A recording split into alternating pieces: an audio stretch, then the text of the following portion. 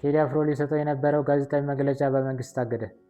የቴዲ አፍሮ ቴዎሪካ የተሰኘ አዲስ የሙዚቃ አልበም ጋዜጣዊ መግለጫ ሚያዝያ 6 በአርቲስት ቲቪ በቀጥታ እንዳይተላለፍ መንግስት ማገዱ ከጥበብ ሴንሰርሺፕ ባለፈ መንግስት በራሱ ላይ ያመጣው ከባድ የፖለቲካ የስነ ልቦናና የህዝብ ግንኙነት ኪሳራ ተደርጎ ሊወሰድ የሚገባ የፖሊሲ ስህተት ነው። በመሰረቱ አንድ መንግስት የቱንም ያህል ግዙፍ ወታደራዊ የጸጥታ መዋቅር ቢኖረውም የአንድን አርቲስት ጋዜጣዊ መግለጫ እስከ መፍራት እና የቴሌቪዥን ጣቢያ እስከ ማስፈራራት መድረሱ የስርዓቱን ውስጣዊ መሸበርና በራስ መተማመን ማጣት ቁልጭ አድርገው የሚያሳይ ነው። ይህ አይነቱ እርምጃ መንግስት የሀሳብና የፕሬስ ነፃነትን አከብራለሁ እያለ የሚነዛውን የፖለቲካ ትርክት ሙሉ በሙሉ ገደል የሚከትና የህዝብ አመኔታ በከፍተኛ ደረጃ የሚያሳጣ ነው።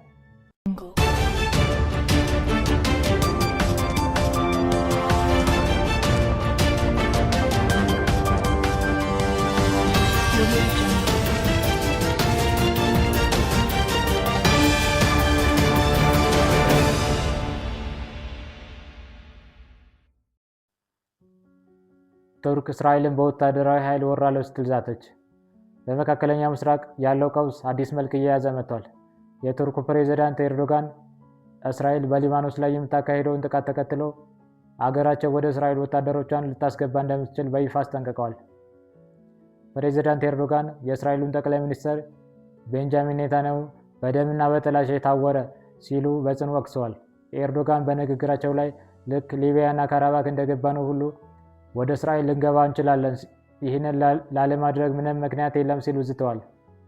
አክለውም ፓኪስታን በአሁኑ ወቅት በአሜሪካና በኢራን መካከል የሚደረገውን የሰላም ንግግር ባታሸማግል ኖሮ ቱርክ ለእስራኤል የሚገባትን ትምህርት ቀደም ብላ እንደምታሳየት ገልጸዋል። ከዚህ ወታደራዊ ማስፈራሪያ ጎን ለጎን የቱርክ አቃቢ ሕግ በኔታንያሁና በ35 ከፍተኛ የእስራኤል ባለስልጣናት ላይ ክስ መስርቷል። ክሱ በሰብአዊነት ላይ የሚፈጸም ወንጀል፣ የዘር ማጥፋትና ማሰቃየት ነው። በአጠቃላይ 4500 ዓመታት በላይ እስራት እንዲፈረድባቸው እየተጠየቀ ነው። ኔታንያሁ በሰጡት ምላሽ ኤርዶጋን የገዛ የኩርድ ዜጎቹን የጨፈጨፈ ነው ሲሉ መልሰዋል። የእስራኤሉ ብሔራዊ ደህንነት ሚኒስትር በበኩላቸው ኤርዶጋን እጅግ ባልተገባ ቃላት ተሳድበዋል። ይህ ማስፈራሪያ በቀላል የሚታይ አይደለም። ቱርክ ከወታደራዊ አቅም አንጻር ከዩናይትድ ስቴትስ በመቀጠል በኔቶ ውስጥ ከፍተኛ ግዙፍ ጦር ያላት ሀገር ናት። በሊቢያና ካራባክ ጦርነቶች ላይ ያሳየችው ወታደራዊ ስኬት አቅሟን አረጋግጦላታል። በቅርቡ በሶሪያ የአሳድን አገዛዝ የጣሉትን ኃይሎች በመደገፍ ቀጣናዊ ተጽዕኖዋን አሳድጋለች። የቱርክ የውጭ ጉዳይ ሚኒስትር ኔታንያሁን የዘመናችን ሂትለር ሲሉ የጠራ ሲሆን ኔታንያሁ የኢራኑን የሰላም ንግግር በማስተጓጎልና ቀጣናዊ ግጭቶችን በማስፋፋት ስልጣናቸውን ለማራዘም እየሞከሩ ነው ሲሉ ከሰዋል። ኔታንያሁ በሀገራቸው ውስጥ የፍርድ ቤት ክስ ስለሚጠብቃቸው ጦርነቱን እንደ መሸሸጊያ እየተጠቀሙት እንደሆነም ገልጸዋል። ይህ በሁለቱ ሀገራት መካከል ያለው ፍጥጫ መላውን የመካከለኛው ምስራቅ ወደማይፈለገው መጠነ ሰፊ ጦርነት ሊከት ይችላል በሚል ስጋት በዓለም አቀፍ ማህበረሰብ ዘንድ ተፈጥሯል።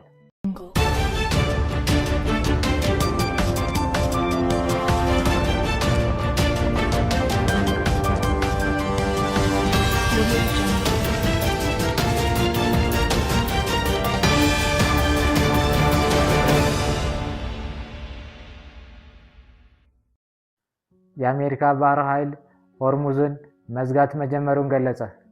የአሜሪካ ባህር ኃይል ሚያዝያ 5 11 ሰዓት ላይ ሆርሙዝን እዘጋለሁ ማለቱን ተከትሎ ሰርጡ ላይ የሚወሰደው እርምጃ ገቢራዊ መሆን ጀምሯል። የአሜሪካ ማዕከላዊ እዝ ሴንትኮም ኃላፊነቱን ወስዶ የሰርጡን እንቅስቃሴ እንደሚቆጣጠር አሳውቋል። የአሜሪካው ፕሬዝዳንት ዶናልድ ትራምፕ የኢራን መርከቦች ወደ ከለከልነው የሰርጡ ክፍል ብቅ ካሉ እስከ ወዲያኛው ይሸኛሉ በሚል ዝተዋል። ወደ ኢራን ወደቦችና ከኢራን ወደ ሰርጡ መንቀሳቀስን ከእንግዲህ ያታስቡት በሚል እዙ ወደ ስራ ገብቷል።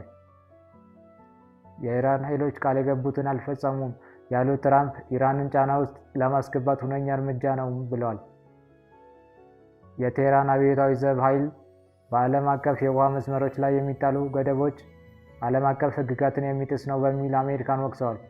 እርምጃ እንደሚወስዱም የኢራን ኃይሎች ዝተዋል።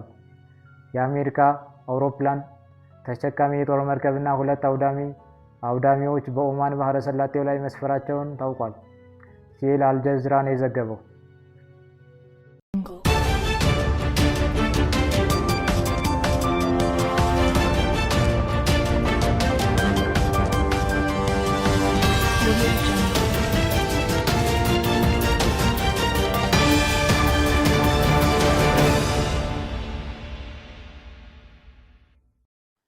ኢራን የዩራኒየም ማበልጸግ ስራዋን ለ5 ዓመታት ለማቆም ያቀረበችውን ጥያቄ ትራምፕ ውድቅ አደረጉ። በኢራንና በአሜሪካ መካከል ያለው የኒውክሌር ውጥረት አዲስ ምዕራፍ ላይ ደርሷል። ኢራን የዩራኒየም ማበልጸግ ሂደቷን እስከ 5 ዓመታት ድረስ ለማቆም ፈቃደኛ መሆኗን ብታሳውቅም የትራምፕ አስተዳደር ግን ጥያቄውን ሳይቀበለው ቀርቷል። 2 ከፍተኛ የኢራን ባለስልጣናት እንደገለጹት አገሪቱ ዓለም አቀፍ ማዕቀቦች እንዲላሉላት በማሰብ የዩራኒየም ማበልጸግ ስራዋን ለ5 ዓመታት ለማቆም ፍላጎት አሳይታለች።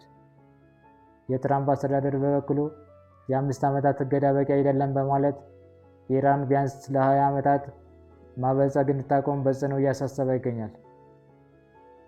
ይህ መረጃ የወጣው ከ2 ከፍተኛ የኢራን ባለስልጣናትና ከአንድ የአሜሪካ ባለስልጣን በተገኘ ጥቆማ መሆኑን ምንጮች ዘግበዋል። ይህ ድርድር በኢራን እና በአሜሪካ እስራኤል መካከል ካለው ቀጥተኛ ጦርነት ጋር ተያይዞ የሚመጣ ሲሆን አሜሪካ በኢራን ላይ ከፍተኛ ጫና ፖሊሲዋን አጠናክራ ለመቀጠል መወሰኗን ያሳያል። የ20 ዓመታት ጥያቄ በኢራን በኩል የማይቻል ተደርጎ ሊወሰድ ስለሚችል በሁለቱ ሀገራት መካከል ያለው ወታደራዊ ፍጥጫ ሊባባስ እንደሚችል ተንታኞች ስጋታቸውን እየገለጹ ነው። የድርድሩ አለመሳካት የነዳጅ ዋጋን ሊያንረውና በመካከለኛው ምስራቅ ያለውን የጦርነት ስፋት ሊጨምረው ይችላል ተብሎ ይፈራል።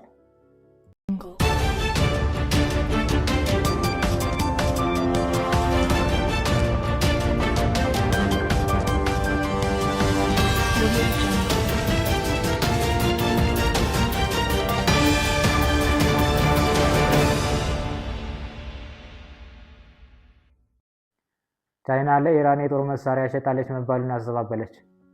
ቻይና ለኢራን የጦር መሳሪያ አቅርባለች ወይም ለማቅረብ ታስባለች የሚለውን ውንጀላ መሰረተ ቢስ ነው ስትል አጣጥላለች።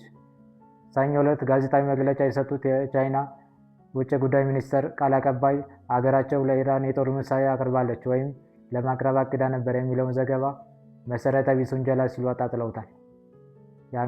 የአሜሪካ መገናኛ ብዙሃን የደህንነት ምንጮችን በመጥቀስ ቻይና ለኢራን የጦር መሳሪያ ታቀርባለች ሲሉ መዘገባቸውን ተከትሎ ስጋት ተፈጥሯል። የአሜሪካው ፕሬዝዳንት ዶናልድ ትራምፕ ቤጂንግ ለቴህራን ወታደራዊ ድጋፍ አድርጋለች በሚል 50% አዲስ ታሪፍ እንደሚጣልባት ዝተው ነበር። ቻይና የፕሬዝዳንቱን ውንጀላ ያስተባበለችው ሲኤንኤን 3 የአሜሪካ የደህንነት ምንጮችን ጠቅሶ ለጥቂት ሳምንታት ውስጥ ለኢራን አዲስ የአየር መቃወሚያ ስርዓት ልታቀርብ ነው ሲል መዘገቡን ተከትሎ ነው። በሳምንቱ መጨረሻ ላይ ዘ ኒውዮርክ ታይምስ እንዲሁ የአሜሪካ ባለስልጣናትን ጠቅሶ ቤጂንግ ትከሻ ላይ ተደርጎ የሚተኮስ ሚሳኤል ሳትልክ አትቀርም ብሏል። ቻይና እነዚህን ዘገባዎች በማስተባበል ወታደራዊ ቁሳቁሶች ወደ ሌሎች ሀገራት በሚላክበት ወቅት የሀገሪቱን የውጭ ንግድ ቁጥጥር ህጎችና ደንቦች እንዲሁም በዓለም አቀፍ ግዴታዎች መሰረት ጥብቅ ቁጥጥሮችን በመተግበር ሁልጊዜ ጥንቃቄና ኃላፊነት የተሞላበት እርምጃ እንወስዳለን ብላለች። የውጭ ጉዳይ ሚኒስቴር ቃል አቀባይ ጃኩን መሰረተ ቢስ ውንጀላዎችን ወይም ይሁነኝ ተብሎ የሚደረጉ ማዛመዶችን እንቃወማለን ሲሉ በዕለታዊ ጋዜጣዊ መግለጫቸው ወቅት ተናግረዋል።